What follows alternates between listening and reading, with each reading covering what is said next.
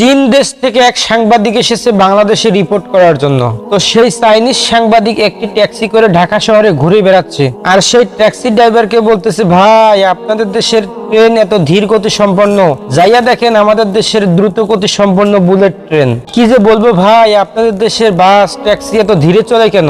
আমাদের চীন দেশের সমস্ত যানবাহন কত দ্রুত গতি সম্পন্ন, খুব অল্প সময়ের মধ্যে গন্তব্যে পৌঁছানো যায়। চাইনিজ লোকটির এ কথা শুনে বাঙালি ড্রাইভার কোনো উত্তর না দিয়ে একেবারে চুপচাপ গাড়ি চালাচ্ছে। কিছুক্ষণ পর সেই চাইনিজ লোকটি বলল, ভাই আমাকে এখানেই নামিয়ে দেন। ট্যাক্সি ড্রাইভার গাড়ি থামালো।